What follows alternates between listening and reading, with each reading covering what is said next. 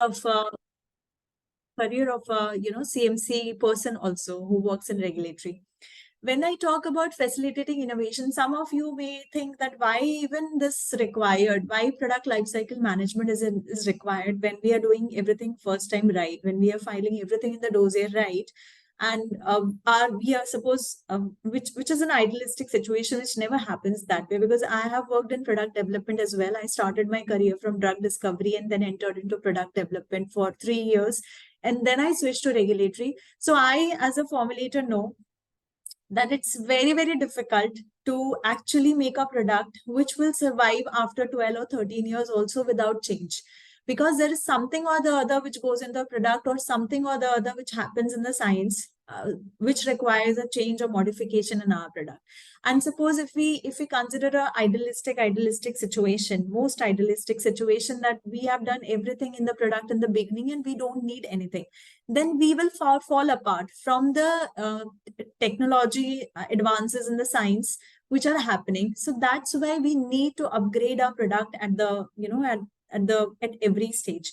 And not only upgradation, but then continuous monitoring and checking the product, and which we always do via stability testing, right? So we always put the batches on stability and we monitor it, like what is it. And you would have heard about the post market surveillance and post-market, collection of the patient data, whether there are any contraindications or whether there are any other side effects which are coming. So why we are doing this? We are doing this to make our product better, to understand like how our product is behaving even after the shelf life is over, or we keep the samples. So the whole process goes beyond that, is like we facilitate the innovation, and we make our product consistent, and we make our performance also consistent, to survive in the competitors market and world, the pharma world basically.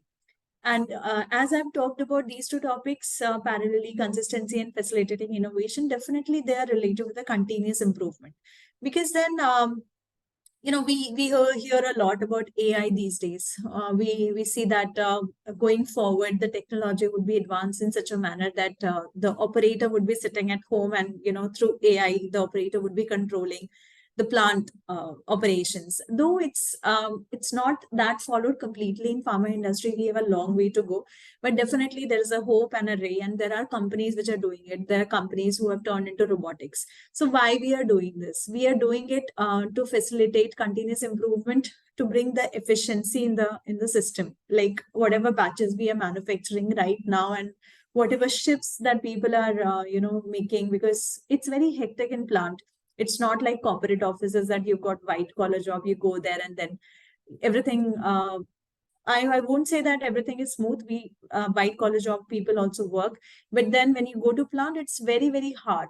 It's very I would say difficult work, because then it requires a lot of operation steps, and each step takes time. Now, just imagine that with the advent of AI, the person is sitting at home and doing everything, or the work from home kind of jobs are possible for them also. So this all actually aims towards continuous improvement, and not only in terms of processes, but in terms of the operation steps of a particular dosage form, like whether it is a solid orals, or whether it is injectables, or whether it is biologics. So in biologics, till now, I would just quote an example of continuous improvement. Till now, what we were doing is like, so just to give you a background of before I enter into continuous improvement as a topic.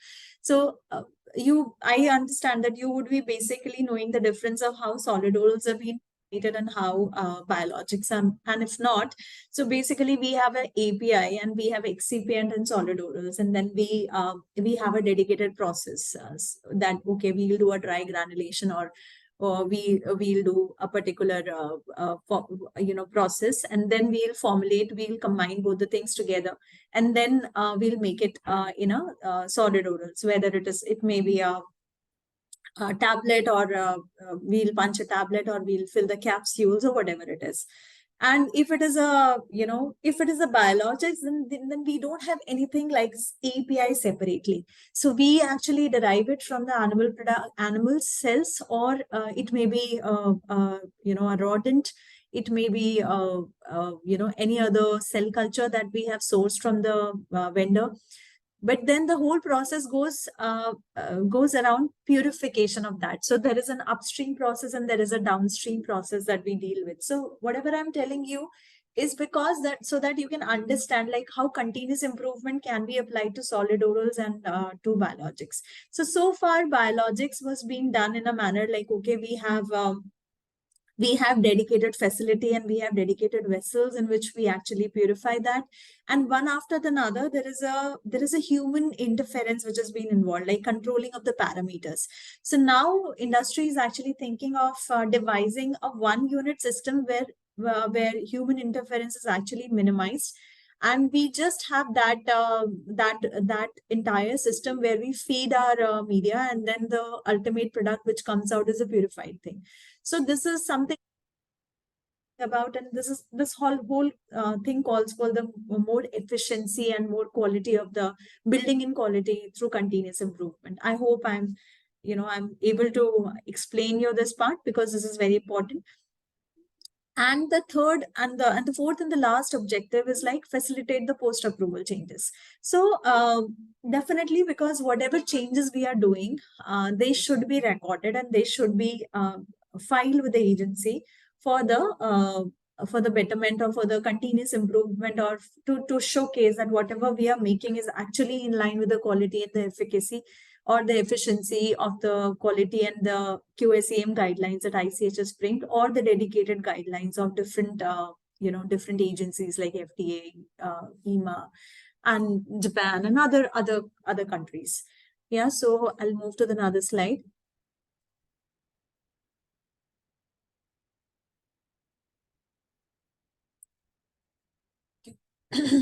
I think I have moved to I have to move the correct one. Yeah. So now we talk about the scope. As I've already explained the scope in the previous slide itself, like it actually goes to small molecules, large molecules, which are biologics. When we talk about vaccines, blood products, it is applicable. So this also includes all changes which are made to the product after the product has been approved. So it may be related to changes to the composition, changes in the manufacturing process and equipments, testing of DS and TP, packaging, labeling, storage, and transport conditions. So I hope you all would have gone through the SUPAC IR and SUPAC MR guideline, right? So definitely there are classifications which are being made in terms of IR and the ER, solid oral dosage form. So there they are talking about the fillers, disintegrants, binders, lubricants, glidants, and film coats. So they have given the dedicated range that if we fall, if we are actually falling from a particular limit, then these are the limits. So I remember that for filler it is +-5, for disintegrant where we are using starch and others it is +-3 and +-1. Similarly, it goes for binder 0.5, glidant and film coat, and similarly if we go to level 1, it is this value and the values which I've just quoted. And if we go to level 2, then definitely values will increase by double fold. So this is how that they have done for IR, because IR is a simple dosage form that we can make, and it doesn't involve a complexity that goes in the MR dosage forms. So in MR, again, they have classified it on the basis of release controlling and non-release controlling excipients, right? And then they have, again, divided into basis of components and composition. And then they have divided into manufacturing process, equipments, manufacturing process, and then manufacturing equipments also. And then if we talk about the batch size, so they have classified on the basis of scale up and scale down, right? And then, I would remember that they would have talked about manufacturing site changes, right? And so if we talk about all the SUPAC guidelines that FDA has devised, so all these changes call out for a dedicatedly I would say submission of a dedicated set of documentation. So how we are going to decide like which documentation goes where, and how without cram, because it's not necessary that you will read everything and you'll remember everything. That's not the objective. The objective is to understand the basic concept which goes behind that, so that without any reading also you can actually make it out that, okay, this may be this, and you can check that your assumption is right or wrong basis on the understanding that you've gotten by reading to this topic. So there is this terminology known as significant body of information available. So significant body of information available means like you already have the data for that particular thing. And Supak actually talks about that if you have significant body of data or information available, then things can go in the AR annual report. But then if you don't have the significant body of data or body of information available, then the number of batch size increases. So without actually going to the cramming part of it and just, do this, okay, we have to cram this up. We have to understand that why they increase the batches, because they want to see the consistency, the principle that we saw in the previous slide, that they want to see that how consistent each batch behaves, and that's why they are increasing the batch number of batches. So in AR, they ask for 3 production batches data, and for the pass, they again ask for the 3 batch of 3 months accelerated. Earlier, they asked for 1 batch, 3 months accelerated data. So, these things I'm just taking an example to you to make you understand like how you have to look at the things, just not on the basis of cramming it, but in order to absorbing it and understanding it, like why they have increased the batches, so that, whenever you go to those topics again in the future, you'll automatically remember them. Yeah. And then, depending upon, so let's take another example over here. Like, suppose you are changing, because we have already talked about changing in the composition, like fillers, disintegrant, binders, lubricants, glide, and film coat, and etc.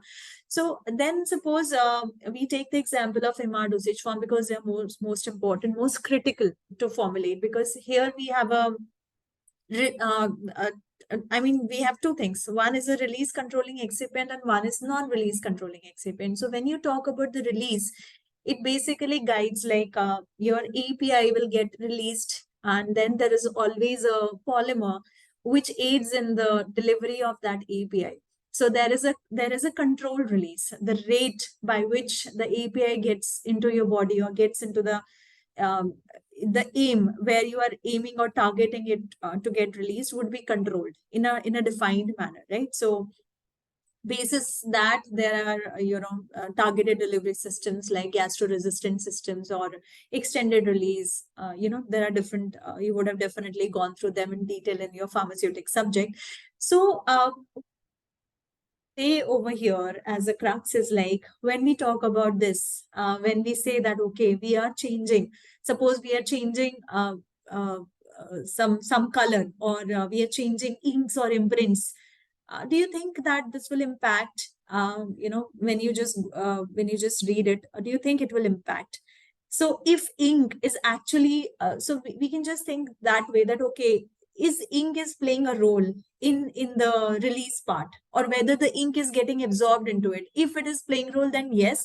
But if it is superficial and everything is being checked, the impact would be lower. So this can go in annual report. Yeah.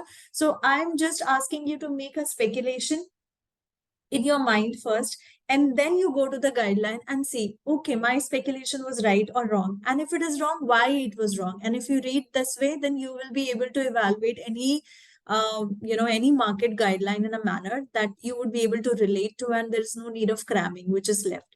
Similarly, if we talk about the release controlling excipients limits, like which actually control the release. So definitely, I don't think so that they would go in AR. So the approach should be like that, okay, this can go in a pass for US FDA, or this can go as a type 2 for EMA, or this can go as a partial notification for Japan or any other country basis on their, the regulations that they have, the terminology they call for. But definitely it will be a moderate to a major change. Okay.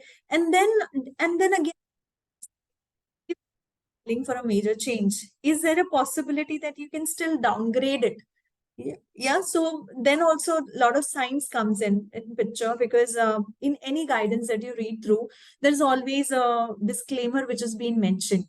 Like, these guidelines are just for your, understanding and just for the reference, but definitely any justification based on the science if provided, we can actually think of looking at that in that perspective. So then it always gives you an option. Like there are cases, a lot of cases in our day-to-day life where we are being asked, or where we look at the particular variation in a manner, so that because there is a cost involved, and everything business works on money, right? So we have to make money, or we have to save money. So making money is equivalent to saving money. So we come across the situations wherein we look forward to the opportunity where we can actually downgrade the classification basis some justification, some scientific justification which has been available.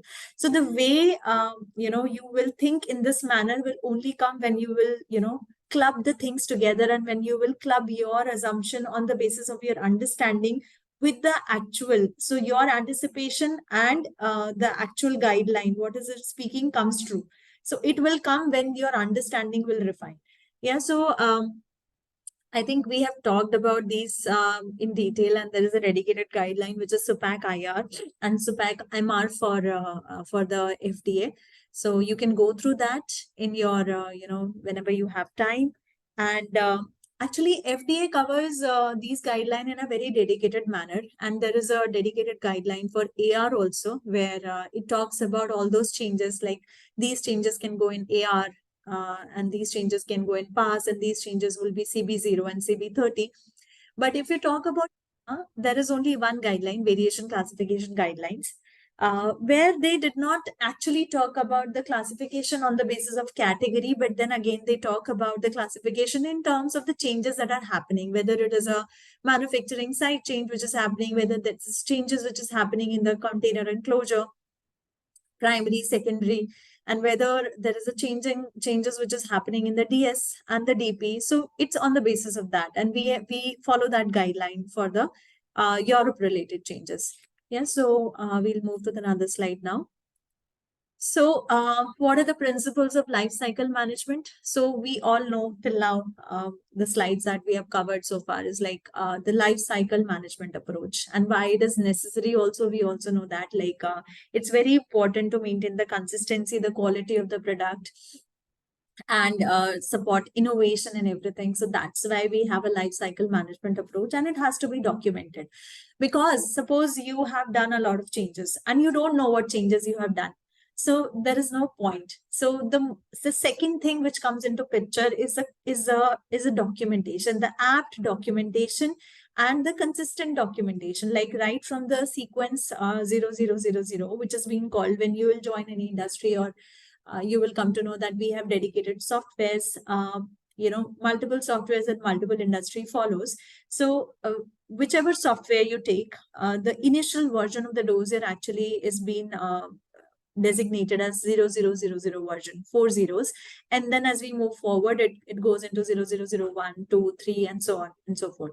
So whenever, and then there are dedicated systems in place where we can actually go and check. We can choose a current mode in that system, and we can check what went in the 00 version and what went in the 1 version. So what is the most apt document that we have today, so that we and the industry both are on the same page in the understanding that what lies with us and what the applicant has applied to be or filed with us and awaiting the approval, and where are we? Because I have seen in my career so far that industries that struggle with that. So there were cases in my previous one of the industries, I won't take the name. So there, these people were struggling hard, and they were reaching out to the LOCs. So when I call LOCs, it's like the country regulatory affairs, because every company operates in a manner that we have people working here, and then in dedicated countries we have country regulatory affairs who take care of the module 1 part. So there they reach out to them and ask them, what was being filed in this, because we don't have a data. So that is the most, I would say, pathetic situation for any company to go into. So this should be very strong. And, this marks a robust regulatory affairs department if we have a robust product lifecycle management documentation. So not only this will happen in terms of the softwares or the modules that we have in dedicated companies. There are different, like if I remember in my past experiences, there was this Rosetta Phoenix, there was this RIMS, we have Viva these days. So, where we can record. And some people still follow their internal drives and they keep it over there. Some small companies, they still follow that, but they have a dedicated folder and portfolio. Apart from that, like we have the format also devised by the different agencies, like whether it is USFDA or EMA. We have dedicated eCTD followed by everyone, right? So what goes into which part, like 3 to S part, then 3 to P part, then R part. Yeah. So, and then this all comes into module 3, and then we have module 1 and module 2 where summaries goes, and then module 4 where we do the clinical what studies, what we have done, we account those, and then we have module 5, which goes for the clinical part. So apart from that, like we talk about this management of the post approval changes. So they need to be managed very well.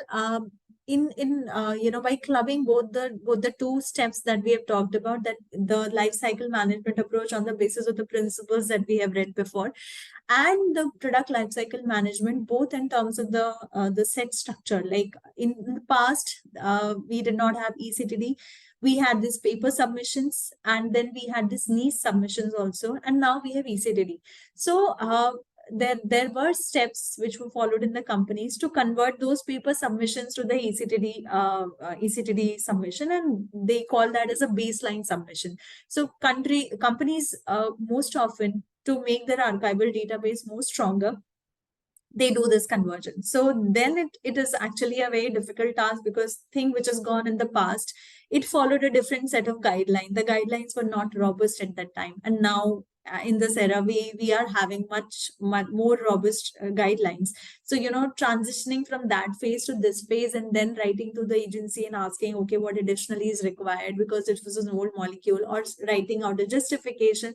So this all calls out for a strong regulatory presence and strong regulatory archival system. So that's why it's very important to deal each and every post approval change with a different eye, because not everything can be just showcased into one long crowd. Every set of change has a different subset altogether. So we have to very look at a very close eye on that thing. Okay, so I think the last one, you already know that this facilitates innovation and continuous improvement. We have talked a lot in the previous slide, so I won't further talk about it, and we'll go to the next slide. So regarding regulatory tools and enablers, we talk about categorization of post-approval CMC changes.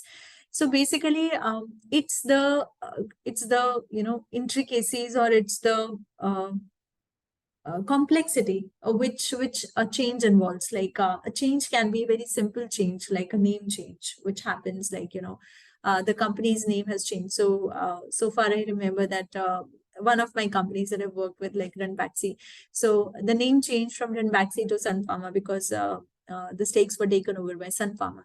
So it was a very simple change, but then how that change is also dealt with, like what category it will go into, whether we need to file separate for each product, we need to find a separate, or we can group those changes. So there are dedicated set of guidance which are there in EMA and FDA, which calls for that. And then suppose there's some product which is there, and you want to file a new strength for that, and then what will go into the regulation, or what will go into the documentation of that particular change. So then also the approach that I said to you, that anticipation in terms of the scientific know-how, and then interpretation, like how much your anticipation matches with the guideline, and then you read the guideline and interpret and try to understand it, would make it a far better approach of learning regulatory, would suffice here. Because then if you change any strength, or if you add any strength, right, so which is separately, suppose there was this 5, 10, 20, 30, 40, which is a consequential this thing. And when you compare the excipient and the drug ratio, it is always coming equal. Like earlier it was 5:10 and now it is coming to 10:20. So it's not this way, but there is a separate, very different strength that you are introducing.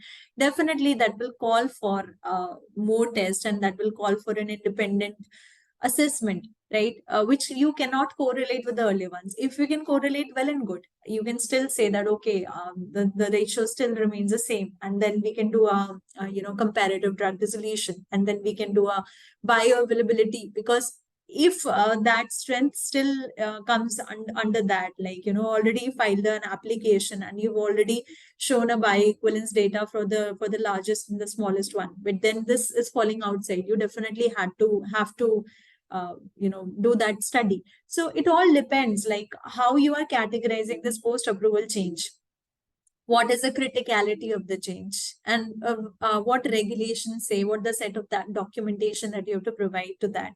So basic understanding will remain the same as per ICH, but when you go country wise, like the understanding will change, because then US FDA has a different outlook to look at the variations, and EMA has a different eye to look at the variations. So if I just to highlight the difference, like I'll just take an example of when we talk about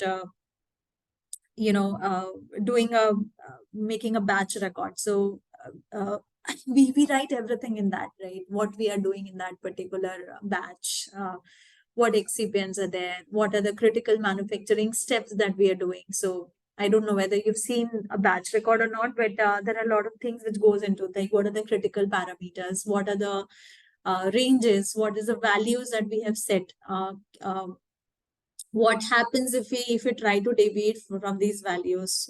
So there is a specifications that are being set for it. So actually, US FDA asks for that data in terms of documents. Like they always ask for batch records, both intended and executed. When we say intended, it's a blank document. And when we say executed, it's more like what you executed during your manufacturing process. But EMA has a very different approach. EMA never asks for that. EMA just, asks that, okay, you give us a very, we provide a very limited information, the information that is only necessary. We don't give any document. So this is how, why I just gave this example, is to highlight like how they look at the same things with different eyes. So when you actually are a regulator, or when you are a CMC person, then you have to always look at a combined approach, the ICH approach, and then you have to look at the approach that the dedicated country looks at. Like this was one of the examples. If I take another example, is like they look at the SA limits. So,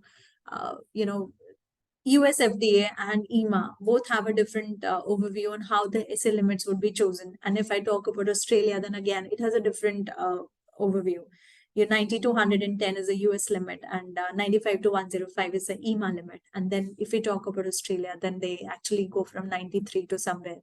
So, this is how people look at things, how they want that different agencies have established their parameters and guidelines. So we always have to align our anticipation, understanding, technical know-how, the guideline, ICH, and then we have to look at the country guidance. Yeah. And then we talk about the product lifecycle management document that I have already said that it's an ECTD. It can be an ECTD structure. These days, it has to be an ECTD. Why I'm saying it can be, because there are earlier products which company has produced, which were earlier in the pipeline, right? And there are companies which are existing from years and years, MNCs, which have a strong presence, right? So they're still continuing that molecule, right? In some way or the other. Like suppose there is an age-old molecule. If I take the example of morphine, right? So morphine nobody uses these days, but when Corona came, morphine one was the highest selling product, and suddenly it became so much active. So at that time I was working in Merck, and I was having this portfolio general medicine. So that was the only product that Merck had. So you never know when things become active, and then we had to file some variations, and we realized at that point in time that the dropper we were using for that particular thing was the vendor is not anymore supplying that dropper. So we had to find out a different dropper, and then there were other things involved, like the bottle that we had at that point in time was amber colored, the earlier one, and the dropper was also having this light sensitive approach, and that was also amber colored dropper, and then the dye was not available. So we had to do some tests, and the batches were very less. The batches were very limited because we were actually earlier planning to remove that product from the market, but suddenly it became superlative active. So we couldn't do that, so that our business doesn't get impacted, and we were the only producers at that time. So all that comes on the supply demand approach also sometimes, like what changes you are doing, what the market needs. So yeah, so then we talk about the pharmaceutical quality system. Like every company has in place the dedicated pharmaceutical quality system. Like whenever a change comes, like what is the trigger of the change, why that is necessary, how are we going to deal with the change, what are the different tools and enablers that we have to deal those changes, and how we can separate the quality and regulatory part and still look at a consolidated view, both of the things, because both the things go hand in hand. And how are we going to be compliant of that? If any non-compliance happen, how we are going to deal with that? Whether whatever compliance or non-compliance or whatever is happening in a area of stream of action, like whether we are going to demonstrate it to the agency or not, what needs to be told, what not needs to be told. So we should not be saying that what not needs to be told, because idealistic situation is like to be very clear in what you're going to do in your product. But then there are internal systems. There is you would have heard of the term internal audit, and then there is always an audit which happens. So internal audit is always done to make ourselves ready for the actual audit that will happen, so that we'll check that whatever systems that we are operating today, they are in place and we are following all SOPs and everything nicely. So this all device is the pharmaceutical quality system, the way an industry operates.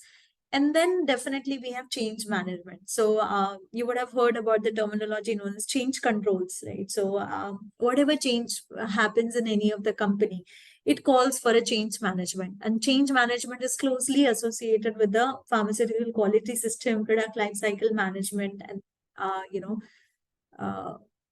have I, uh, have I by any chance skipped the slide? No? Yes, no? Anyone? Hello? Am I audible?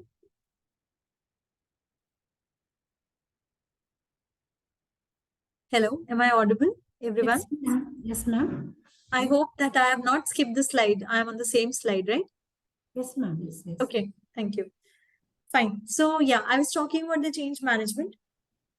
So basically, as I said, that whatever change we do, it calls for a change management. And when we talk about change management, it is closely associated with the quality system, PLCM documentation, and the established condition. Because when we talk about established condition, because I think we have skipped this part, established condition. And established condition is the parameters that we set. Like suppose if we talk about the solid oral dosage forms, then the granulating fluid that we need, the amount of the granulating fluid that we need, can be one of the established condition. Or the mixer speed, or the centrifugation speed, or the chopper speed, or the drying time, the drying temperature, depending upon like what dosage form we are manufacturing. We are manufacturing a IR dosage form. So these things make, the IR drug release is very fast. So we attain it very quickly, right? The overall objective is like we should have that release immediately. So then the whole consensus goes to the disintegration, that okay, if this integration is happening properly and it is in line with the innovator, if we are formulating a generic drug, then fine. But then if on the contrary we are doing it release controlling excipient kind of formulation, which is actually dependent upon the polymer to release a drug, then definitely the approach changes. We want to delay the release. So then we will work on the polymer concentration. So the established condition will shift to the polymer ratio, like what polymer ratio we are taking. Or suppose if it is a push-pull technology. So when I say push-pull technology, I remember the name of the drug known as paliperidone, which I worked with when I was in Wockhardt. So there we had 3 layers of the medicines, and one was known as push layer, another was pull layer, and then in the center there was a medication. So there was 3-layer drug, and then 3-layer dosage form. It was a tablet, and there was a small hole on the downside. So the objective was like the above layer will push the center layer of the API, and then the downward layer, which was also a polymer based layer. So that will further push it, and then due to the swelling and the erosion, the drug will release on a controlled rate from that hole. So here in this in devising this drug formulation, we did a lot of back and forth and a lot of R&D on the decision of how much that hole thickness should be, how much centimeter hole should be there, because then it all depends on what dosage form you're establishing, whether it is an IR, whether this is an ER, or whether it is biologics. Because in solid orals, it's still easy, I would say, because we have a dedicated crystal structure. We can see that structure by the naked eye. Okay, we can understand these are the functional groups, and this functional group changes from here to here. So it brings a change in the structure activity relationship, and hence the efficacy, and hence the changes in the body or whatever. It attaches to a particular site the way your functional group changes. But when you look at the large molecules, they're so huge you cannot actually relate to it. So everything, the way you look at the things changes, and there the perspective or the EC changes to the purity or the safety, or the purity of the system. Like whatever it should be in the purest form. There should not be any extraneous material present in that, because that will be a biologic, and then it will be directly provided to the patient. So it should be in the purest form. So sterility and bioburden comes into picture. So it's how the established condition will always depend on like what you are making, what it calls for, what are the critical parameters that should be monitored, and how the regulations are being set for that, and looking into picture the different set of regulation different countries follow, apart from the ones that are already set by the ICH, which are common. So I think we can move to the next slide. So this is in continuation of the earlier one. So we see that we have talked about the change management, the quality management, and the tools, and the enablers and everything. So now we see that whatever we are doing, I mean, we are doing this change management, we are doing a regulatory assessment, we are classifying a change, and we are filing it. So how is it related to the inspection? So then again, I would say it will again depend on the complexity of the change, what you are doing. So if that change is very critical, and if the FDA inspectors thinks that, okay, that this company is consistently doing a right thing, or this company has a particular reputation in the society or the industry space, then there are cases where the inspection can be averted. But then if the inspector thinks that, okay, there was, there are records like what was being found in the earlier ones, and in one agency can rely on the other agency also for certain things which are public, like we have annual reports which are public, the data which is available to public.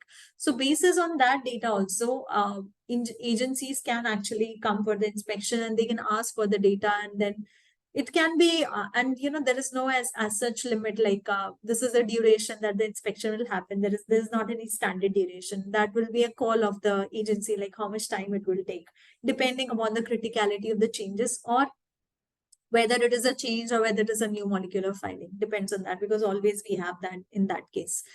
So then we we'll talk about the structured approaches for frequent CMC post-approval changes. So, there is always a discussion that always goes on when we file any new molecular entity, whether we do a new molecular entity or whether we do a generic filing.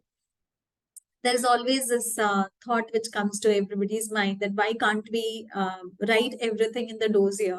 There is a clause that whatever changes that you want to do going further, you can always intimate the FDA that, hey, this is what we are going to do.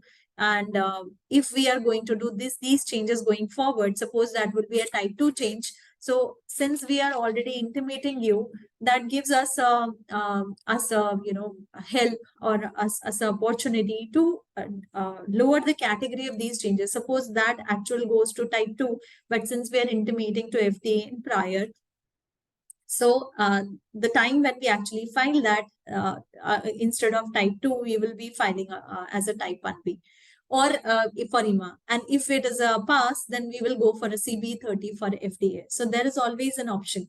But usually industries don't opt for that. Why? So, the reason why they don't opt for that, because they can never be very assured of how their product will behave. Because then it is something you cannot know. There are things, I have worked with certain molecules wherein everything went right, and then while storage of the tablets in the quarantine area, there were some blisters that appeared on the tablets. So it never came. When there was a stability study and everything happened, it never came. So there was something which is coming from the atmosphere to the bags. I do not know, or from the drums. So that called for altogether a different study at that point in time. So we don't take that chance only and only when you think that, okay, as a formulator or as an industry, you think, okay, fine, this is a super robust and we can write it. Then in those cases, we write that. But so far, I've not seen happening in my entire career. So then we talk about the stability data approaches to support the evaluation of CMC changes. As I said, it's very important. Stability parameter is one of the very important parameter, because then it gives you an overview of the degradation pathway of the API or the drug product, like whether there's some impurity which is peeping in from the API, or some impurity which is actually coming from the drug product manufacturing process. So, you can always evaluate like whether your drug will degrade or not in this excursions of the temperature or humidity. So we had dedicated conditions for that. We have accelerated and we have long-term conditions devised by, ICH Q1. Stability, and then Q1B actually is photo stability, and then we have the bracketing and matrixing which comes under Q1D. So we have dedicated guidelines in place which actually talks about the stability data approach to support the evaluation of CMC changes. So why it is required? Suppose we are changing something. Let's say we have taken this example of complete or partial deletion of colors and flavors, right? So we know that, okay, this is a minor change and it can be filed as an annual report in US. So does it call for any stability data? Yeah, so it will.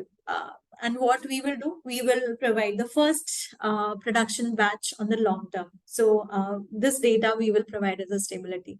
But then as we move, as the criticality changes from this change to the, to the change in the technical grade of an excipient, because once the grade changes, you don't know.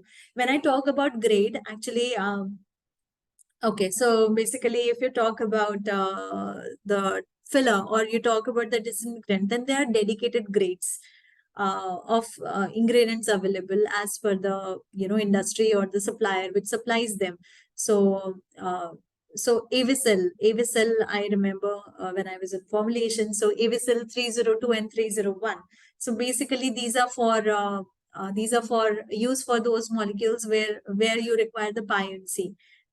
Gastro-resistant tablets, right? So then Avicel 101 is actually used for other purposes, normal purposes, where we just use it as a filler or disintegrant. So then the choosing of the grade. So suppose we want, if we change the grade, the property of the excipient changes, and when property changes, the functionality changes. When functionality changes, the release parameter changes, and when release changes, definitely the bioavailability changes, right? So this is why it is important. And when we actually are suppose making this change, we are changing the grade.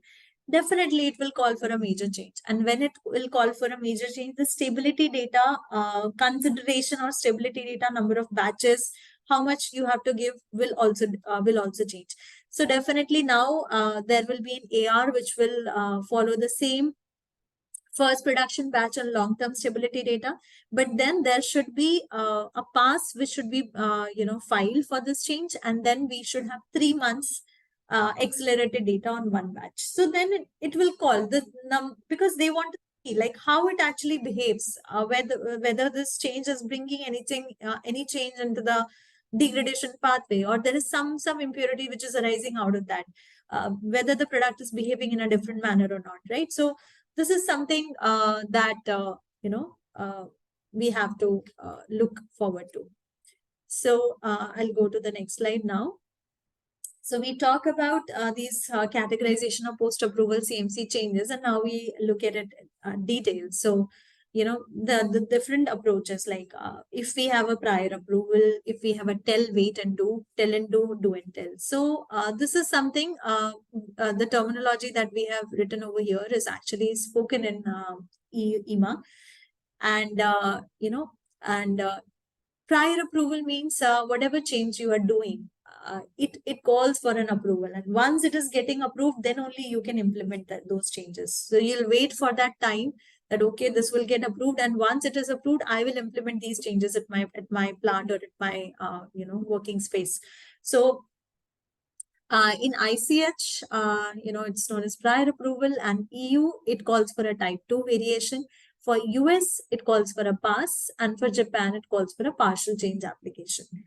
And when we say tell, wait, and do, so it comes under a moderate category. And when we say tell and do, it also comes under a moderate category.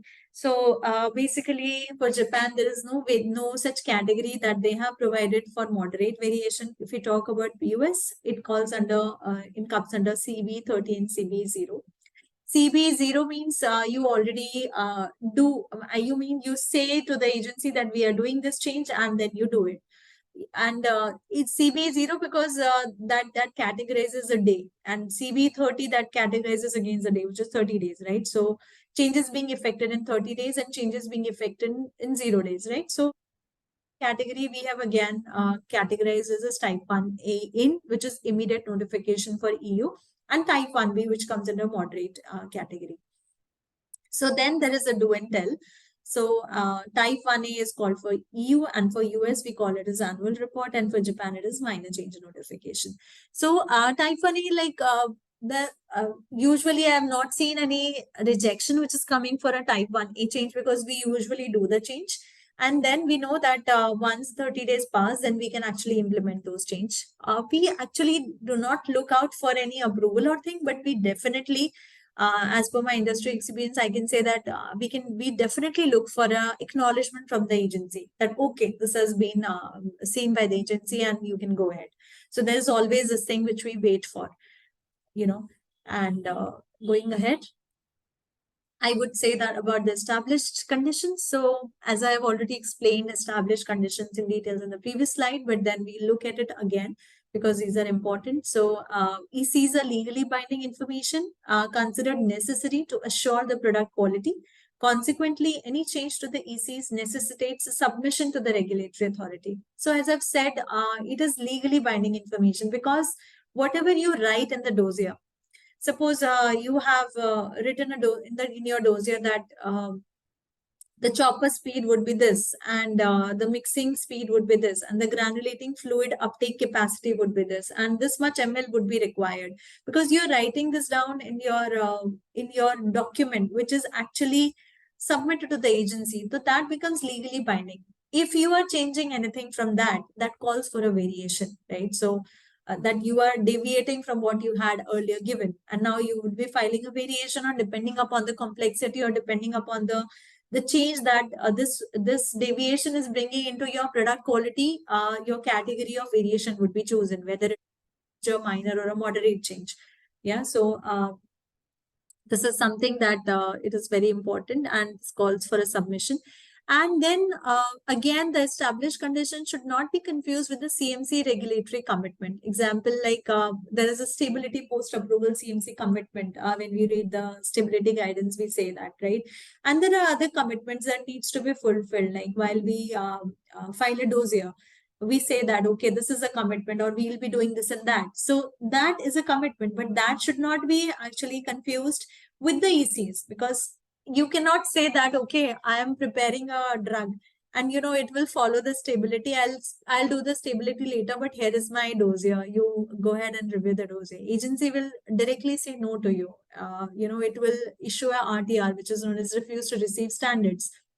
There is a guideline in FDA which calls for refuse to receive standards. Like the agency refuses to review your application because it is deficit in certain things. So if you have three major findings or five minor findings in that which comes under that category, the agency refuses that, and it cuts 25% of your fees that you file it, and the fees is huge.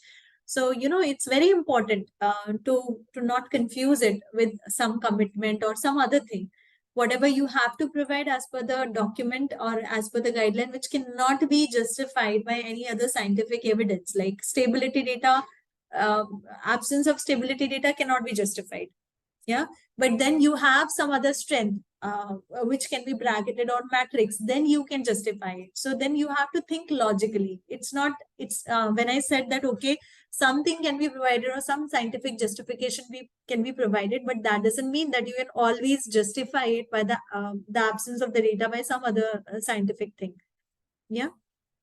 So then we talk about identification of the ECs, as we have talked about in detail, that yes, ECs are there, but then depending upon the dosage form, the ECs become different, like whether it is a solid oral dosage form or whether it is a parenteral dosage form, or whether it is a biologics, whether it is suspension, emulsion, right? The specification itself changes. If we talk about suspension, the suspendability, resuspendability, and pH, and all these factors come into picture, which we do not see in solid oral dosage forms, because then it becomes important. It should not cake and all that stuff, right? So dedicated characterization of the dosage form comes into picture. Okay.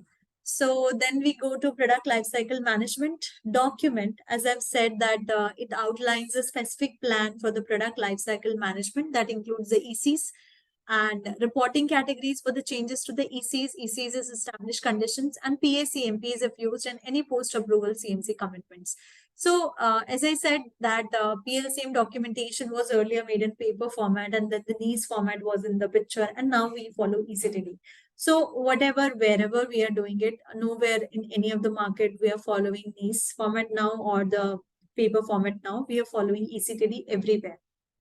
So when we talk about these countries, when we talk about the Asia Pacific markets, we still used to follow the abbreviated ACTD format, the abbreviated CTD format, where certain certain sections were not required. But then in those markets also, like for Singapore, we follow complete ECTD. And with the advent of, as we are advancing towards science, and as we are advancing towards innovation, almost every country follows ECTD now. So we have this maintenance of the PLCM document. So we have dedicated systems and softwares in place. Different companies follows different ones. So there are softwares like Rosetta Phoenix. There are softwares like Reddy, Credy, Teddy for for storage of regulatory, clinical, and safety data. Different companies follow that. And then we have Viva. We have RIMS, which actually calls for the maintenance of the PLCM document. So when you will be joining any industry or something like that, you'll come to know like how it functions. But you can always Google and check, like you will always have videos like how it can function if you want to look at that. And then format and the location of the PLCM document. So as I said earlier in my presentation, that early slides, that we have this notifications of 0000, 4 times 0, and then 1, 2, 3. So this is how usually in any of the softwares that you look into, whether it is an ECTD manager or ECTD Documentum or whatever, I mean, whatever software any industry is using. So basically, this follows this format, and then there's always a location. Like there are multiple products, right? Suppose there are A to Z products, and then depending upon how they're actually falling in that alphabetical order, and which documentation, suppose it's module 1, so whatever goes into module 1, like application form, cover letter, another regional documentation, you would find it in module 1.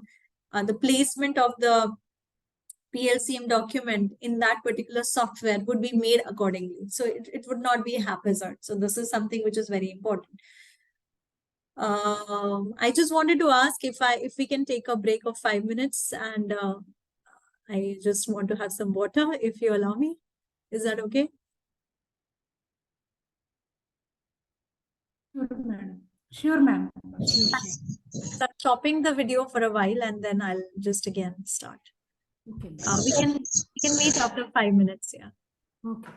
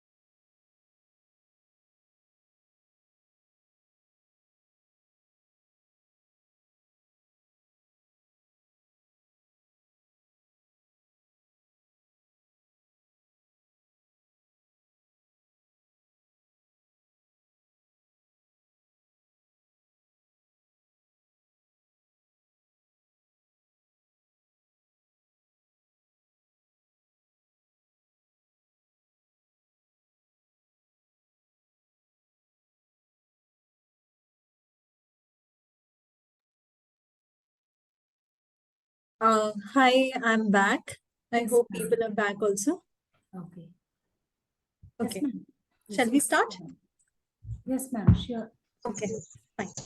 So we were talking about the maintenance of the PLCM documentations, right? So how they are maintained, and how the format and location of the PLCM document should be in various softwares. So we'll move to the next slide now.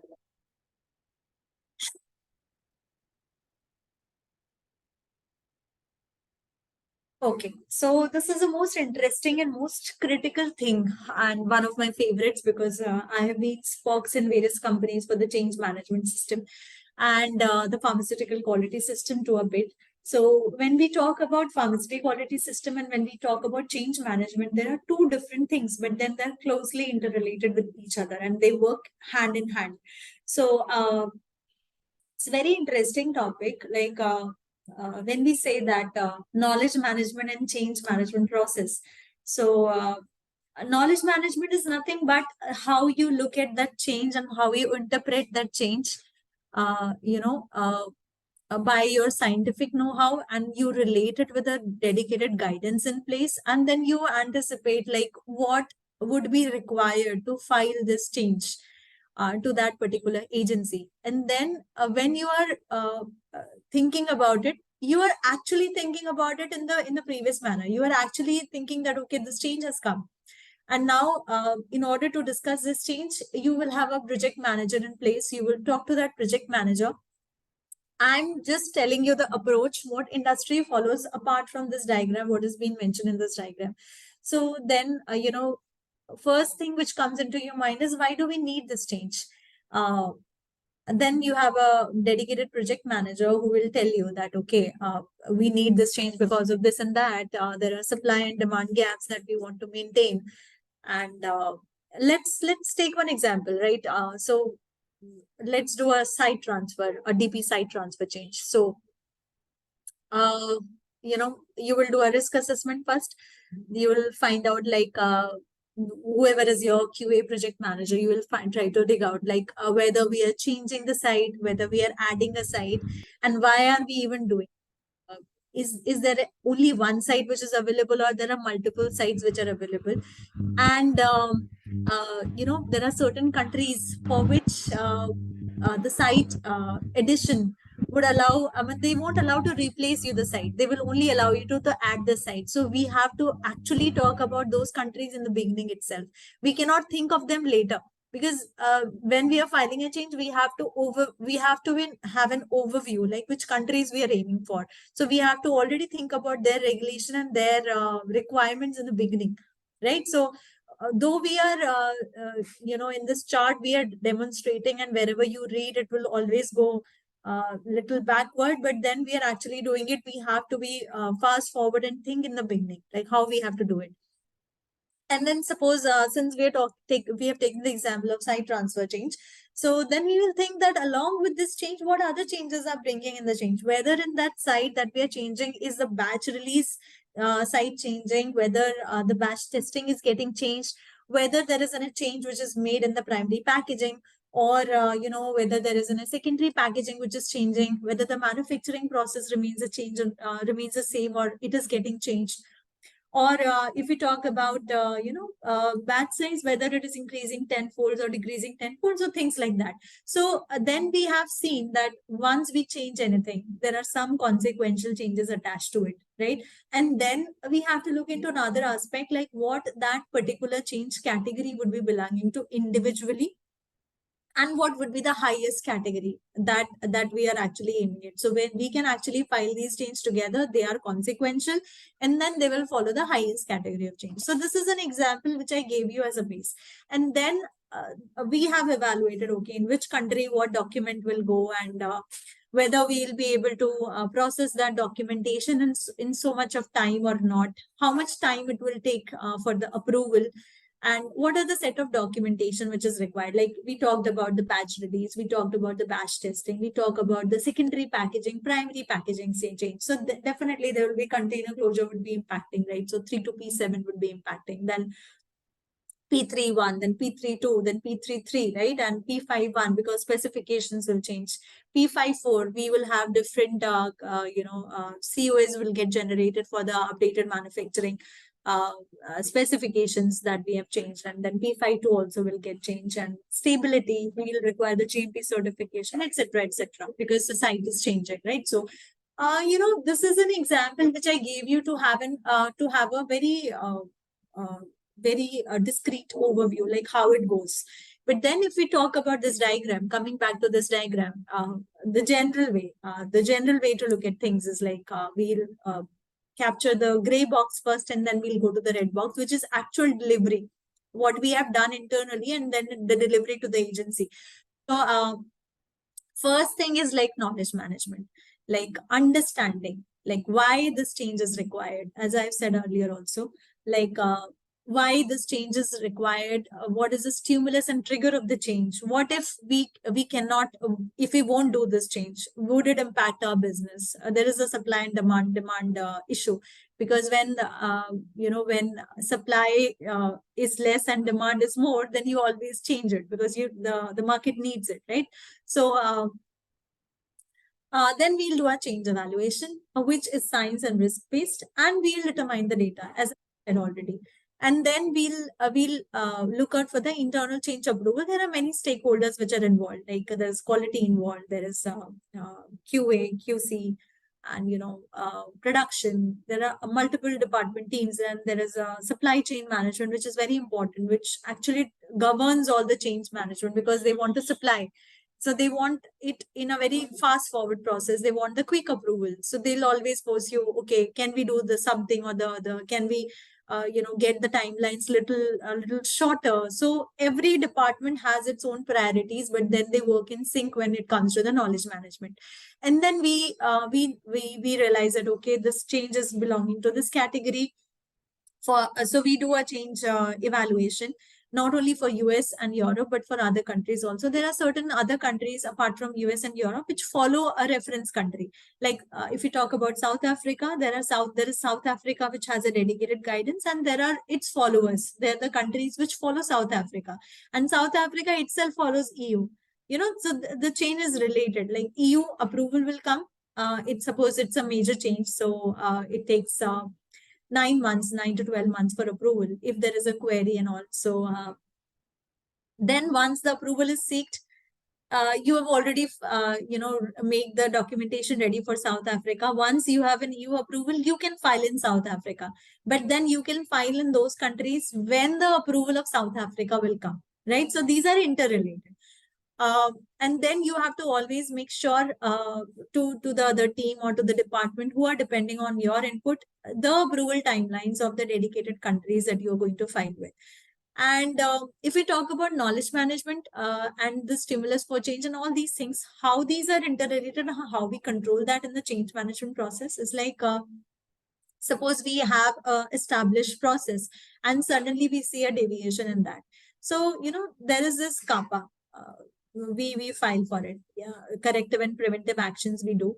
And then after the corrective and preventive actions, the study comes to you for evaluation, that these are the changes that we have done, and now it is corrected, and you will evaluate it. And then after evaluation, you will say, okay, the CAPA is there, and now we can go ahead and we can file for this change. So this is about CAPA. Suppose there is a quality alert which comes. There is something, you have realized that was happening for so long, and you did not realize it so far. And suddenly that comes into picture, oh, that we have done this in so and so batches, and this calls for a quality alert. So you have to file for that quality alert. So, there are a lot of things that comes into picture, and you have to do on a continuous basis to maintain the consistency and quality of your product, the process and product performance review monitoring, the review checks, the past changes that you have implemented to make the quality of your product better, and the PQR report that we have to read through and evaluate through and review through for every cycle, product quality review. So these are interrelated things, and this comes under knowledge management. And when we talk about change management, we have talked in detail along with a dedicated example, right? So once everything is done, we understand that there is something or the other which is changing the established condition. We have already read the established condition, which I've said in the earlier slides, that they differ basis the difference in the dosage forms, what we are going to establish, like solid orals, liquids, and parenterals, or biologics, biosimilars, or whatever it is, or blood products, right? So there would be definite change in the established condition, either in the manufacturing process or the facility or container closure or anything else that is highlighted in the SUPAC guideline. And then if it is changing, it calls for a notification. Notification, when you say it can be a minor change, it calls for a notification like before change or after change. But if it is a major change, then it will always go through a prior approval. If it is a notification which is a minor change, you can already implement the change. And that's why you see that arrow over there. Like you can already implement the change. It's a minor notification. You can tell and do, and you can tell, wait and do. It will come under that. And type 1A, you can always implement. But if it is a prior approval change, prior approval supplement or type 2, you will always have to wait for the agency's approval, and then only you can implement it after that particular time has passed, say 9 months, 9 to 12 months for US and EU, or for other countries it may be a little more. Like there are certain countries which take 24 months also. So it all depends on that. We go to the next slide. I hope this slide is clear, and if there are any doubts or any questions, please stop me anywhere you feel like, and I will be glad to answer your queries. So we'll go to the next slide now. So here it is a relationship between assessment and the inspection. So this is quite interesting. So how we are providing the documentation and how we are actually communicating between the assessors and the inspector. It can facilitate the regulatory oversight of the product lifecycle management. What are we going? So it's always been said that writing a dossier is an art. You always will write dossier, and you will always provide the dedicated information, whatever is there, basis what is required by the guideline and how it will be interpreted. Because when you are writing something, you have to step yourself in the shoes of the assessor, that how it will be read through, and whatever I'm writing, whether it would be interpreted in manner or not. Mute please, Abdul Halim. Please unmute your mic. Okay, so thank you. So basically, this is very important, as I've said, and the conclusions from inspection should be available to the assessors to support the overgoing on-site of the product lifecycle management and the most recent PLCM document when applicable, and should be available to the inspector so that they're aware of the currently approved status of the PLCM element. So whenever any audit happens, or whenever any visit happens of the inspectors, so inspection is there, and they should be knowing that what is going on in your product, what you are doing, what is your PLCM management system that you are following, what is your archival database, what changes you have made, are you properly archiving the approvals in your dedicated systems, and what is the trail of your audit, the internal audit trails and the external audit trails, what audits have been done of other agencies, what was the result of that. So they can always cross check, and then they can ask the other audit results also, like what has been following. So it's very important. It shows like how robust you are, whether you are following all SOPs, how upgraded you are, and how all the time you're on your toes, whether you are up with that standards of the agency or not. So it's really important to maintain the effective communication and effective understanding of whatever you are doing, and correlating it with the readiness of the inspection that can happen depending upon the type of changes that you're doing. So I don't know why I'm seeing this. So are you also seeing a black band on the top?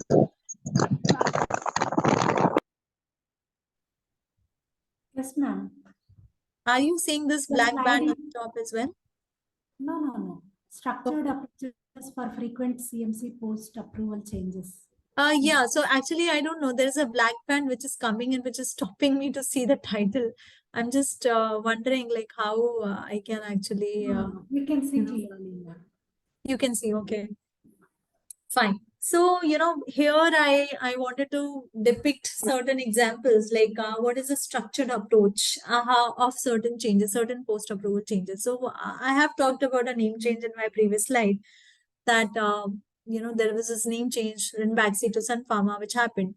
So, and that time I asked a question that, do you think that there would be multiple products which will be going through multiple changes, or whether we can still file it in under one change? So I would like to say that in changes like that, where multiple products are getting impacted and there is only one change which is happening, suppose a name change, So in all the applications, wherever that product is registered from that particular company will get impacted. So we can file a common change for that.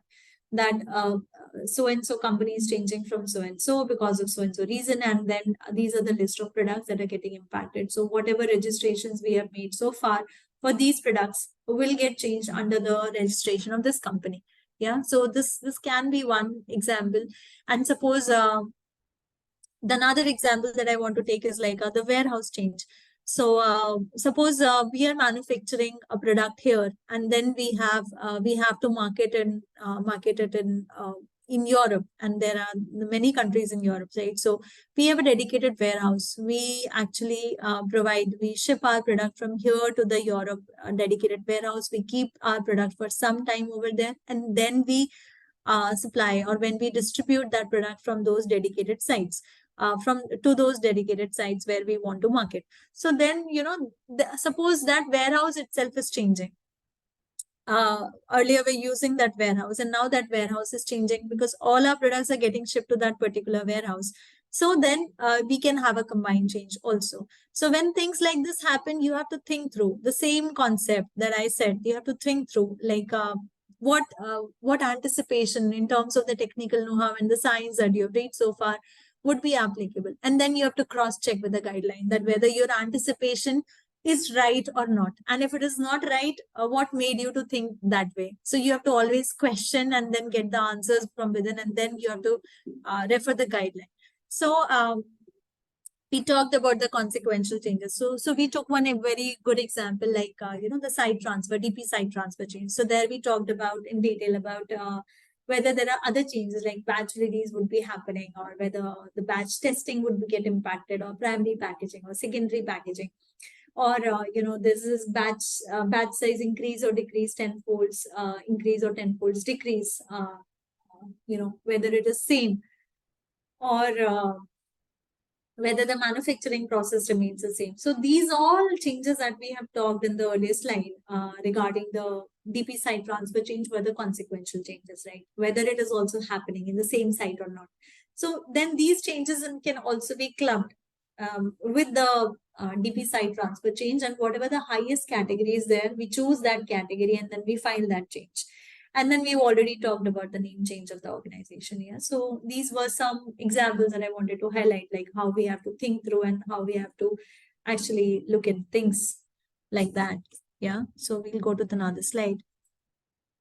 So these are the case studies. One example is already I've given, addition of a new DP manufacturing site. And if we stick on the same example and we discuss the categorization based on the country guidance and the requirement, we see that, okay, it will always be categorized under type 2 because there were multiple changes that we'll be filing under this. It will belong to the category known as PAS for US FDA, and for EU it will be type 2, and for Japan it will PCN. And the timelines, 12 to 18 months for USA. Usually it's 1 year if everything goes idle, but then we have queries always. Agency always asks, the path is not very simple. They always keep on asking unless and until the filing is made very robust and you don't have any query. So that is an idealistic situation. And for EU, it's usually 6 to 9 months. And for Japan, it is 6 months. So Japan is like very particular in terms of timelines. It's like they ask a lot of information, more than USA and EU. And when I say a lot of information, it's really a lot. They even ask for the lab batches, whatever you have recorded into your LNB lab notebook in formulation. They even ask for that. So they correlate the information so much, and that's why they evaluate it earlier also, 6 months in terms of timelines are very stringent. And then we have read about the consequential changes also. The category, how the category is being chosen, as I've said, it's always the highest category that you choose. Like suppose if we talk about the DP site transfer change, it will fall because there are multiple changes, which some would be falling under type 1B, some under type 1A. And ultimately the category, the highest category, suppose it is type 2. So the entire category of all the changes will go to type 2. Yeah, so I have specifically focused on module 3 because I'm a CMC person, and as a regulatory person, you'll also be dealing prominently with the module 3 requirements, because for module 1, there is a dedicated team which handles that, but then you should know like what goes into module 1 also, because in some companies you get to deal with module 1, module 2, and module 3, all the changes all together. So, like if I talk about the same change, DP manufacturing side change, definitely entire 3 to P will get impacted. P1, P2, P3, P4, and then you have P5 also. P51, P52, P7 will also get changed, right? Because you had this primary packaging and secondary packaging thing coming into picture, and then you will definitely give stability as well, and then because the site is changing, you'll give GMP certification. So when we talk about module 1 documentation, it will be a cover letter, application form. So if we talk about US FDA, it was always a 356H, which is named as cover letter and application form. I'm talking about application form. And when you talk about cover letter, there are dedicated templates about, how you have to write a cover letter for US FDA for dedicated variation application, or for a new molecular filing or a generic application, and similar goes for EMA as well. And then there are dedicated regional documentation, like if it is a name change, then the dedicated documents are also there. So if we go to the next one, and we take the example of name and address change of the manufacturing site, which is considered to be a minor change and can be categorized as AR or type 1A in EU, and AR in US FDA, and for Japan, it's a notification. So sorry for this spelling. I think this is a mistake over here, typo error. And if you talk about the risk, it can be categorized as a low risk. And if we talk about timeline, so for USA, AR is to be notified annually. So we have this time, 12 months time to do it, and we always do it on the anniversary of the product. And whatever changes that were minor, they are included into the annual report. Whatever changes we did throughout the period of 12 months, at the anniversary of the product, we actually notify those changes to the agency that we have done these changes and these were annual reportable, and so are the enlistings of the changes. And if we talk about EU, it has to be notified within 12 months, and it is a type 1A. And there is another thing also, which is a renewal. So when we talk about renewal for EU, initially it has to be done, and then once it has been done, then it's not necessary to file a renewal application unless and until it's a conditional marketing authorization. So if you have a conditional marketing authorization, which is provided for a yearly basis, you have to do an annual renewal. Otherwise, once it is marketed and you have provided a renewal for 5 years, and then, it's not required to do the renewal later. But in US FDA, it is there, like you have to file, or not US FDA, in other countries, like in ROW countries, you have to file a renewal on an annual basis. So if I talk about module 3 requirements, definitely there is a 3 to P31 which goes. And as I talked about the dedicated documents, Chamber of Commerce is there, which is also get filed, but it should not come under module 3, it should come under administrative documents. And as I said, cover letter, application form, and regional documents always get filed in module 1. So these are the two cases, one major, one minor, just for your understanding sake. There might be multiple examples which you can always think through after this presentation, like how you have to think and anticipate and then align with the regulatory guideline, ICH, and then the dedicated guideline of the country that you aim to work with. So now this is the another topic of the session, which is FDA inspection. So why do you think that an inspection is required? Why do you think that we should have managers, or why do you think that we should have teachers in colleges, right? So just assume a hypothetical situation that you are a batch of 50 students and there is no teacher, and you are being asked to do everything yourself. It's a DIY thing, and you have an exam and you have to pass this exam, and whatever you want to do, you do.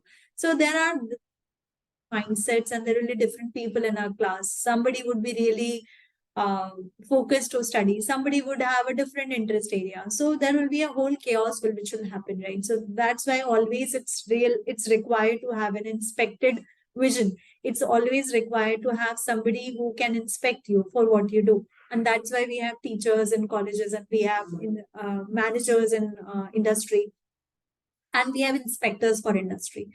So this is the most simplest definition that I could ever give to anyone. Like it's why it is required, I've already told you. And what it is actually, it is a careful, critical, and official on-site examination of a facility to determine its compliance with the federal law. So this is a official definition, not necessary that everybody would remember it, but we'll just understand it thoughtfully, like why it is a careful and critical on-site examination and why not an off-site.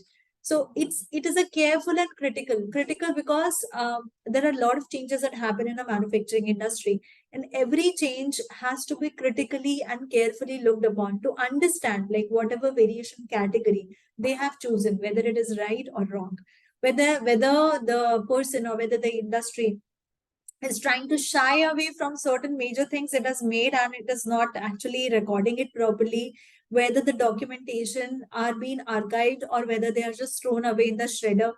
Because there were cases which were found that there was certain documentation which were thrown in the shredder before the FDA inspection happened, and then the inspector actually got those documents. So it's always a matter of authenticity and visibility throughout. Like whatever you're doing, you are doing it right, and there is no no fear in producing whatever you are doing. So it's a very idealistic situation, which unfortunately is not true in all the circumstances. And then there is a official on-site examination. Why an official on-site examination? Because unless and until you will be present, suppose I'm sitting over here and this presentation is going on a virtual mode, but definitely there would be a difference if I would have come to your college and entered into a presentation mode over there, and I would have gotten a chance to visit your premises, to have a conversation with you face to face, understand what is your expectation out of me, or would have gotten a chance to visit your faculties, and the possibilities would be much more. But when you do an off-site examination, virtual mode, I will be depending on you. What you will show, I will see that. But when I am present there, I can demand, okay, I want to see this and that, because everything is under my eye. So that's why it's an on-site examination. That's why it is critical and careful. I hope there is no necessity now to cram it, and you will just with the word inspection you'll get to know, okay, this is something. And why facility? Only because everything is happening at the facility, and whatever and why it is even required, because they want to check whatever we have made as per law, whether the company is following that or not, because this is something important to file that particular molecule into our country, right? So you cannot just go with the ICH. You have to follow with the FDA if the inspector is coming from FDA. You have to follow EMA if the inspector is coming from EMA, or ANVISA if it is coming from Australia, or whatever, right? So, sorry, ANVISA for Brazil. And what the FDA inspects, what actually it does. Basically, what it will inspect, what are the parameters that it will look into. So right from the manufacturing facility, the build, the area that you have chosen, the space that you've allocated, or the quarantine area, what products can be kept over there, or what manufacturing process should be followed for what molecule. And then there should be a washout period. I mean, a proper space allocated to the sterile area, and proper space which is allocated to the solid orals. There should be a distinction between both of them, because there should not be something which should be passing the way or crossing the manufacturing facilities of both of them. There are a lot of things like that. So they say that the FDA inspects manufacturers of the FDA regulated products to verify that they comply with the relevant regulations, including, and what they comprise of. They comprise of vaccines and drug manufacturers, blood banks, food processing facilities, dairy and produce farms, animal feed processors, outsourcing facilities and compounding pharmacies, and tobacco manufacturers. So these are some of the classifications that FDA has provided, that inspection can happen for any one of these. And since we belong to regulatory affairs and we belong to dedicated CMC, so we will focus on the industry. We will focus on the human regulatory. Yeah, unless and until somebody goes into the animal regulatory or the food processing or dairy or animal feed processor industry going forward in your future. But this is a basic overview that you should know about the inspection, like how it goes. And these are the types of the FDA inspection. So there are basically 4 types. So we'll start with the surveillance inspection. So basically, these are conducted to monitor the manufacturing process and the quality of the FDA regulated products on the market. There is a dedicated regulation in place as per FDA, and you have to follow that regulation. And in that regulation, there will be information on what needs to be filed and what documents are required. And basis that, you will be filing your this thing. And in order to file, you'll be generating that documentation. And in order to generate that, you will have dedicated SOP. And in order to follow that SOP, the people and personnel should be trained. And in order to work at that facility, the facility should enable them to work on that particular dosage form. So everything is interrelated. It goes from regulation to the operation side, to the execution side, to the strategy side of your industry. So the agency uses the inspection to evaluate whether a manufacturer is complying with its quality manufacturing practices or not. So these are surveillance inspection. And then for cause inspection, when the agency has a strong reason to believe that the facility has quality problems, to follow up on the complaints or to evaluate the corrections that have been made to address a previous violation. So I can give an example of a company known as Vocard. They had these black particles which were observed from their Glad coater facility in one of their plants in Chendra when I was in Vocard in formulation. So this was something which we heard for the first time. I was there in 2010, and around 2012 we heard it for the first time. And at the same time, after some days, I left the company also. But the main reason why I wanted to say that, in 2012 we heard that they are the black particles. In that point in time, we did not had any audit or something. That was in an internal news that came to us. And then when the FDA inspection happens, they realize that okay, the black particles are actually coming from the top floor or the roof or something or the other, and they realized it and said, yeah, we will, evaluate it and we'll reduce it. And something or the other, the things were not taken that seriously. And now the fate of the Vocard is like, it's not working anymore. There are very less people in the company. They're not able to recruit, and they have shut down almost all their US operations. And similarly, there is a company in Pune, it has also shut down its US operations and only working on the ROW market. So, when you have consistent problems, as I said, consistency in terms of quality, consistency in terms of image building, it's very important, because then there is an image which gets built in the agency's mind that, okay, this company is consistently giving us complaints. So then there is for cause inspection that will always happen. And these inspections will be very, very critical, and they can go for a long time. As I said, that there is not any dedicated time which is given for the inspection, that only for this particular duration the inspection will happen. It can depend upon the criticality of the, reasons, like whether it is a surveillance or whether it is for cause. It will depend on that. So we'll move to the other 2 categories of the inspection again. Then it's an application-based inspection.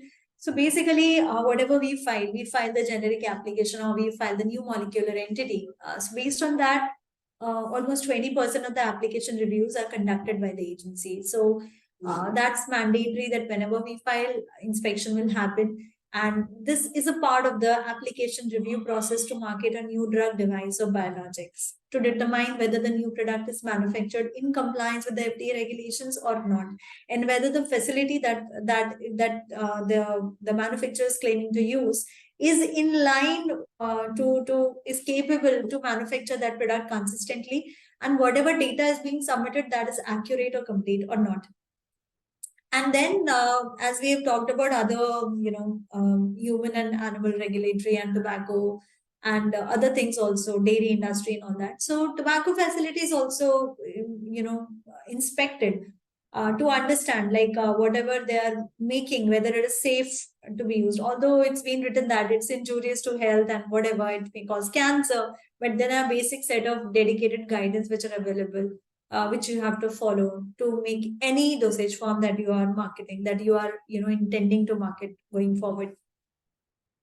Then, The agency also conducts inspection to verify the reliability, integrity, and compliance of the clinical and non-clinical research being reviewed in the support of pending applications. So when we talk about it, we basically talk about 5, where we give the bioequivalence and bioavailability data.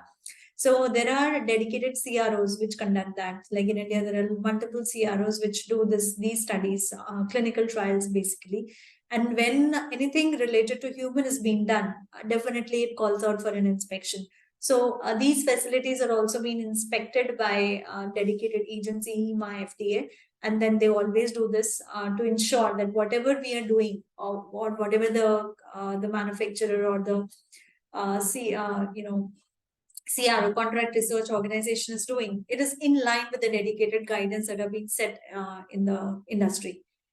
No, and we'll go to the risk-based approach now. Like the inspection can also happen on the risk-based approach. Like what is the laboratory type, whether it is a manufacturer or it is a control laboratory. Like we are using it in day-to-day practice. Is there a possibility that we are cross-contaminating one product with another? Because when we deal with complex molecules like biologics or injectables, we know that they are critical, they have a critical pathway, difficult to process, difficult to manufacture. Is there a possibility that something else or the other? Because we talk a lot about sterility, and we are very critical about bioburden and all that in those dosage forms. So we ensure that nothing flows it from the manufacturer side, and then we always have a control area for those dosage forms. So this is a risk-based approach. Like the agency will always look at that that what kind of thing is being done, what kind of process is being followed for which dosage form, and basis that it can also form a risk around that, and then basis that the decision of visiting a particular site for an inspection may be one of the reasons as well. So then the facility compliance history, including whether it has been inspected for the last 4 years. So this is not generally documented anywhere in the guidance, but this is an approach which is being usually followed in the industry.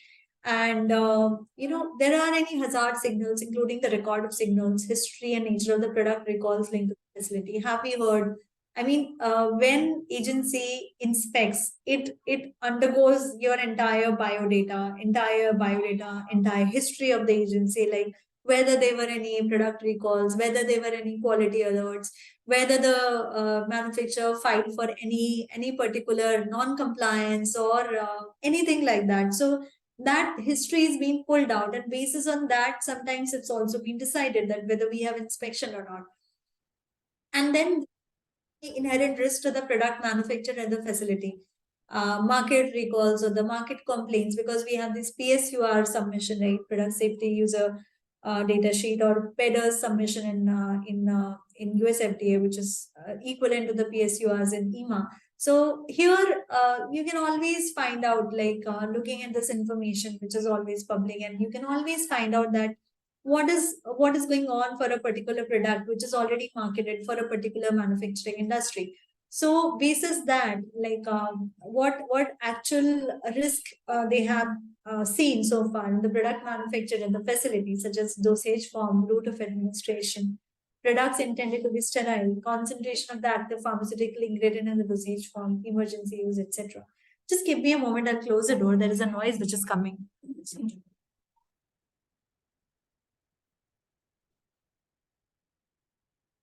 I hope it is better now.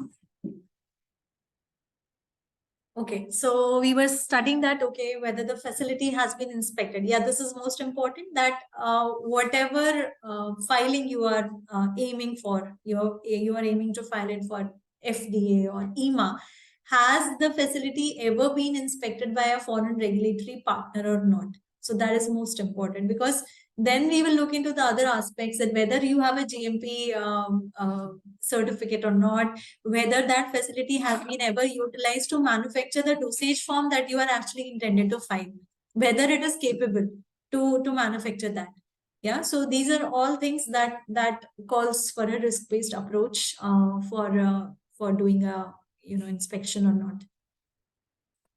So then we'll talk about the classification of inspection, as we have seen that everything goes for a classification, the guidelines, like whether it is regulatory variation. So definitely classification would be 3 types. One is no action indicated, everything is actionable conditions, no malpractices, everything was fine in line with that. So that is the most idealistic situation, and good companies and companies which have a strong base in the market, which always follow strong compliance practices like Novartis, Merck, or companies like Johnson & Johnson, innovators, and even Indian companies also. Many of the Indian companies, they follow that, and most of the times they get no action needed. And then voluntary action needed is a situation where some objectionable condition or practices was found, but agency is not prepared to take and recommend any administrative or the regulatory action. Basis, the product that the company is preparing is scarce in the market, or it's the only manufacturer who is doing that, and then they tell you prominently that okay, these are the things that you have to take care, and then they give you a particular time that you take care of these things in a particular time, and then you get back to us, and then we will give you a approval. So this is something that they do, and official action indicated, which means regulatory or administrative actions are recommended. So we usually have an article, we usually have a form 483 in those cases where they release in 483, and this is the most critical one. And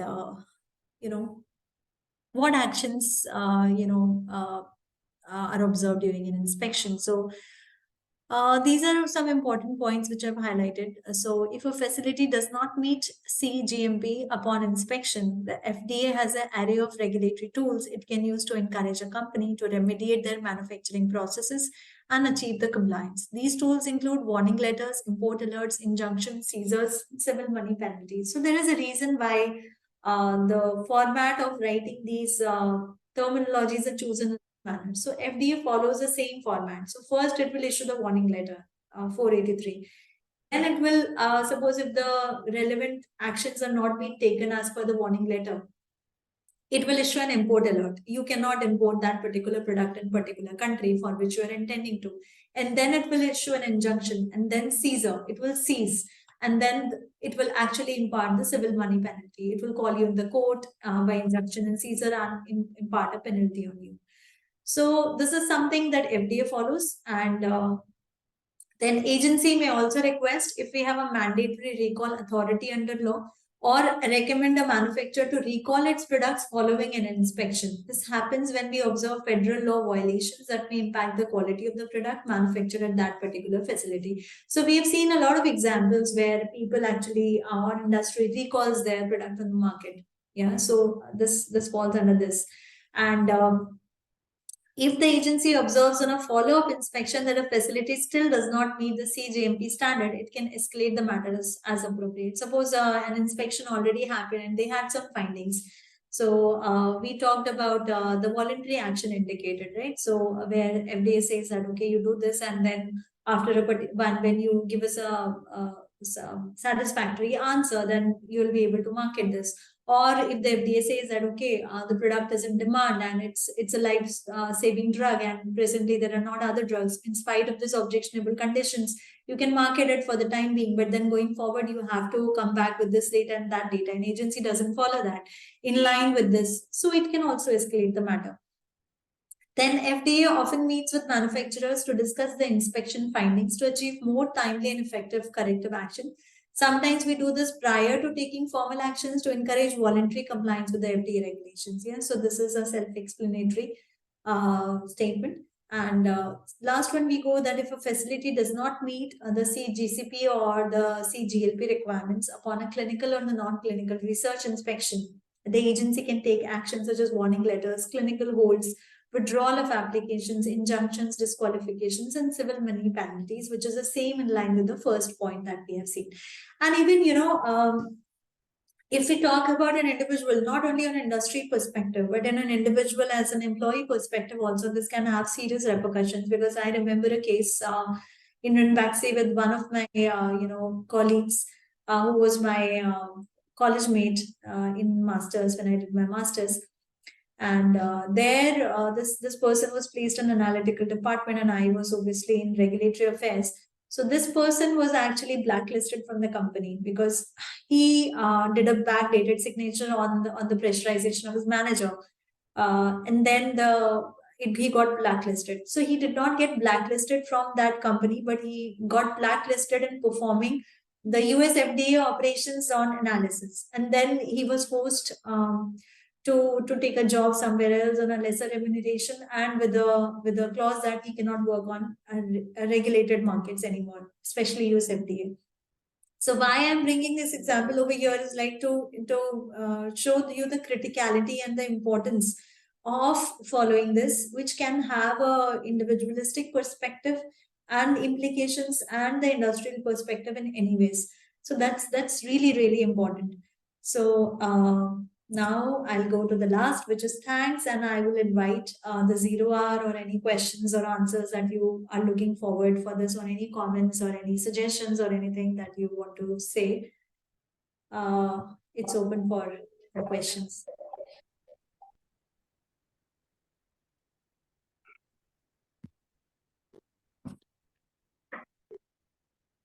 Dear students, if you have any queries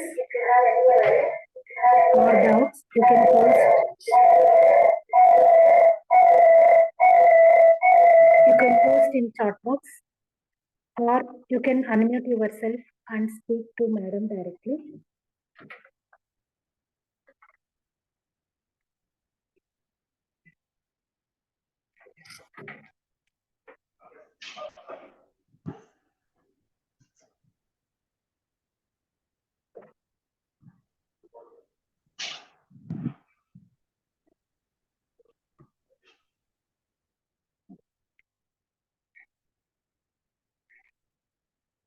Madam?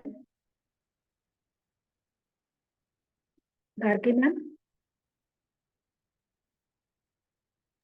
Yes, please tell me. Thank you so much, ma'am. Thank you so much for giving the great information about the FDA inspection and all. You have given a wide knowledge and very informative subject regarding the FDA inspections and all, madam. Documentation and all. Really very good information you have provided, ma'am. Thank you so much. That's my pleasure, but I'm still looking for any questions if people have any. Still hunting. Yes. Actually, these students are UG students. So this topic is very, what you can say, new to them, and regulatory affairs subject is new to them. So I think somebody is speaking. Can you please unmute apart from the ma'am, because I can't hear properly. Yeah. So it's okay. I mean, you can have any questions. I mean, it's not necessary that you should have only the topic-based questions. Like if you want to understand, like what is a regulatory scope or something, or how you can enhance your knowledge before entering. So I'm open for any kind of questions if you have any.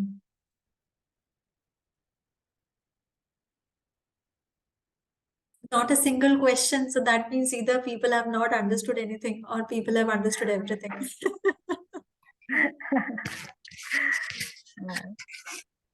Anyone?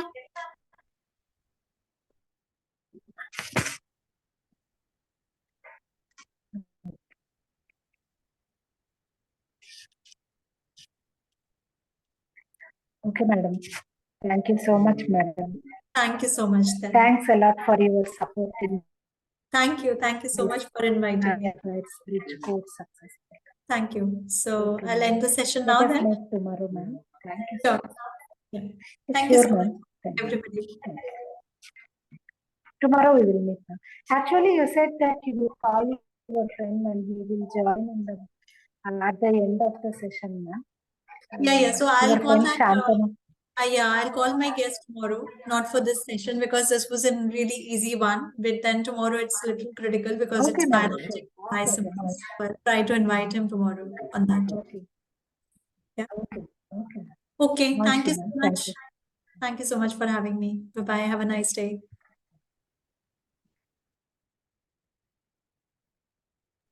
So, dear students, again, the next session is at 1 o'clock and we will provide the new link for this session.